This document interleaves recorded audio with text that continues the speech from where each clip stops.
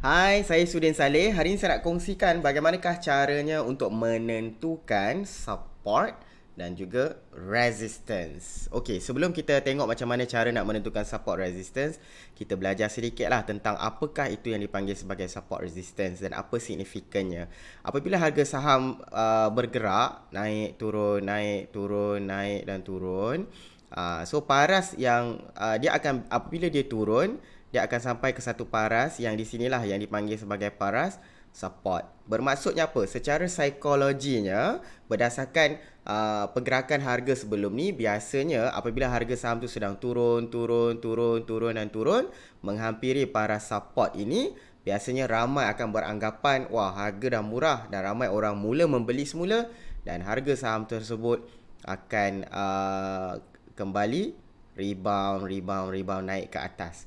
Dan sebaliknya, apabila harga saham tu sedang naik, sampaikah ke satu paras yang dipanggil sebagai resistance, maka secara berjemaah ramai yang akan berfikir, oh, sudah sampai ke paras yang resistance, harga yang agak tinggi. Ramai yang mula menjual dan harganya akan turun. Sampai bila pengulangan ini berlaku? Sampailah ada satu force ataupun satu group of people yang percaya. Sebagai contoh, apabila sedang berlaku kenaikan, yang percaya, no, harganya should be higher than this, maka dia pecahlah resistance ni. Itulah satu fasa yang dipanggil sebagai, juga dikenali sebagai breakout. Okay, so kenapa kita nak perlu mengetahui, nak menentukan paras support dan juga paras resistance ni? Antara sebabnya, kita akan gunakan support dan resistance ni untuk kita buat kita punya trading plan. Jadi untuk video yang lebih jelas mengenai trading plan, boleh tengok video yang saya pernah buat sebelum ni. Okey, sekarang bila kita tengok di chart, okay, hari ni mungkin kita tengok satu screener apa maybe kita pilih screener simple uptrend plus. Okay, let's say kita pilih salah satu saham lah dalam ni maybe Bostep Plantation ni. Okay, sekarang bila anda buka di chart ni, tengok di candlestick chart. Okey, cara nak menentukan support dengan resistance ada beberapa cara. Antara yang biasa orang guna pakai ataupun yang paling mudah lah yang dipanggil sebagai classical support adalah apabila kita melihat di chart ni, pergerakan harga ni, pada harganya yang terkini sekarang ni, so antara satu cara menentukan adalah, okay, kita ambil line ni, ambil line yang horizontal kalau nak letakkan support tu dekat situ. Okay, sekarang harganya 44 sen setengah, 445. So kita tengok paras harga sebelum ni di mana paling rendah yang dia pernah pergi, maka itulah boleh dikatakan sebagai support yang pertama. Dalam kes ni lebih kurang dekat sinilah, 415. Okay, saya tebalkan sedikit line ni. Okay, so tu, ini adalah antara cara yang paling klasik lah. Okay, let's say kadang-kadang ada juga, mungkin anda jumpa di tempat lain yang kata support tu kita kena letakkan dekat sini, dekat touch ni, dekat touch yang candle punya shadow, bukannya dekat body. So itu ikut pendapat masing-masing. Tapi kalau macam saya lebih selesa untuk letakkan di hujung body ni lah sebagai support yang saya guna pakai. So anda nak guna yang mana-mana pun boleh, tidak ada masalah. Okay, maka dah dapatlah para supportnya. Jadi apa yang kegunaannya? Kalaulah harga saham ni turun selepas ni, kemungkinan besar bila dia menghampiri support, mungkin dia akan rebound semula. Jadi kalau bocor support ni, itu yang kita jadikan para support ni kita punya last defense sebelum kita cut loss. Maknanya strategi yang kita pilih tu tidak menjadi. Okey, itu adalah untuk menentukan support. Bagaimana pula dengan resistance? Resistance pula terbalik. Kita pergi pada paras harga sebelum ni, sebelum ni, dan tengok mana yang paling tinggi dia pernah pergi. So dalam kes Bostep Plantation ni, dia dah pecah paras tertinggi beberapa kali. Okay, jadi kita kena tengok chart yang sebelum ni lah, yang waktu terdahulu. So sekarang harga 445. So kita tengok ini adalah antara paras yang tinggi dia pernah pergi pada sebelum tu lah, sebelum dia turun balik dalam masa dia tempoh penurunan. So sekarang kita dah boleh lah dapat kita punya resistance. Kemungkinan kalau Bostep ni meneruskan kenaikan, kemungkinan besar dia akan touch sampai 49 sen. Jadi itulah kita boleh gunakan sebagai kita punya target price yang pertama, kalau ada yang nak setkan ia sebagai satu target price. Okay. Dan selain daripada itu, resistance juga Remember kalau tengok daripada sini kan. So apabila dia pecah resistance ni sekarang, dulunya dia merupakan satu resistance ataupun satu paras ceiling.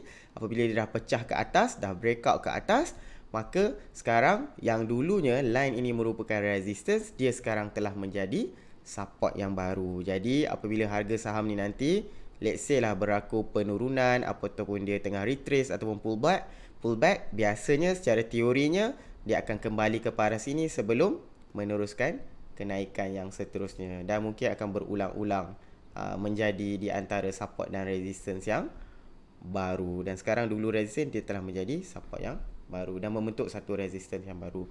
Okey, ini adalah antara cara yang mudah lah. Okey, bagi mereka yang tak berapa pasti dan tak sure tentang tak mahir lagi, jadi nak berlatih macam mana? Jangan risau, ada cara yang lebih mudah lagi, iaitu selain daripada kita letakkan di chart seperti ini, boleh pergi ke bawah. Tengok harga sekarang adalah 44 sen setengah.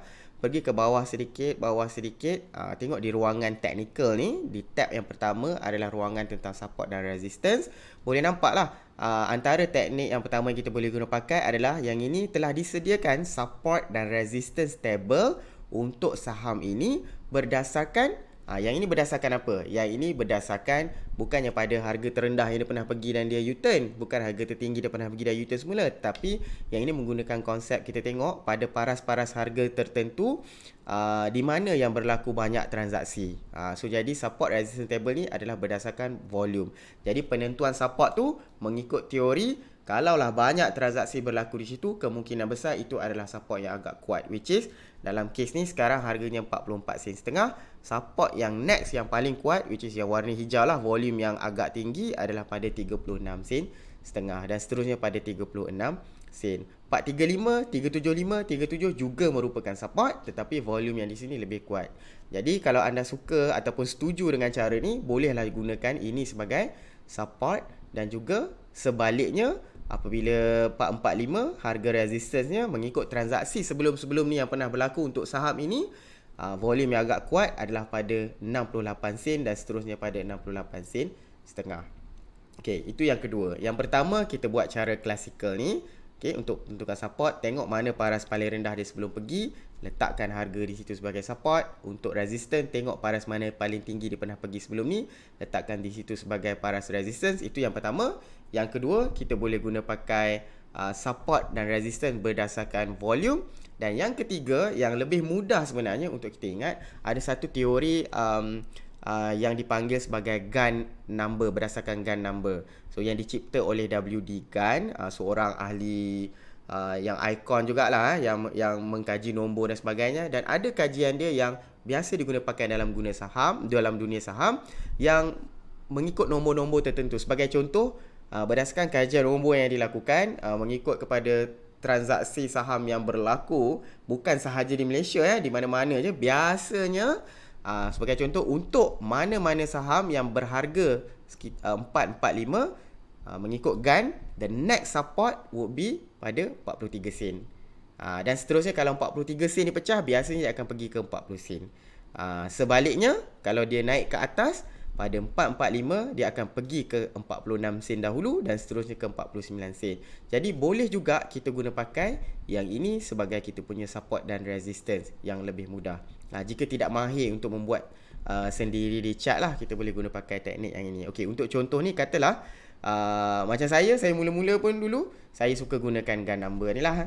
Tapi sekarang saya lebih gemar menggunakan teknik untuk meletakkan di sini. Okey, let's say lah kita padam balik chart ni. Okay. Let's say kali ni kita nak buat support dan resistance menggunakan jawapan belakang yang menggunakan teori Gann. So untuk saham ni sekarang next support kita adalah pada 43 sen dan resistance pada 46 sen. Okay. So untuk saham ni support kita mengikut Gann adalah pada 43 sen dan resistance pada 46 sen kat situ. Jadi kita dah dapat support dan resistance yang baru menggunakan Gann, which is so happen juga sebenarnya mungkin so tapi yang ni nampak yang kalau anda guna teori yang shadow tu boleh lebih kurang samalah. Macam contoh, para support 43 sen juga kebetulan lebih kurang merupakan resistance sebelum ni. Jadi sebab itu juga boleh digunakan pakai sebagai satu support yang agak kuat. Jadi mana satu yang nak guna ni? Mana satu yang paling betul? Sebenarnya dalam saham itulah uniknya. Kita ada banyak strategi, kita ada banyak teori yang diguna pakai. Jadi anda boleh guna yang mana anda selesa dan pilih salah satu daripada cara itu untuk menentukan support dan resistance pilihan anda. Okey. Itu saja video saya pada kali ini. Sekiranya anda suka, jangan lupa subscribe ke atas ni dan komen kalau anda nak saya terangkan tentang perkara-perkara lain ataupun nak review mana-mana screener yang ada di saham. Jumpa lagi.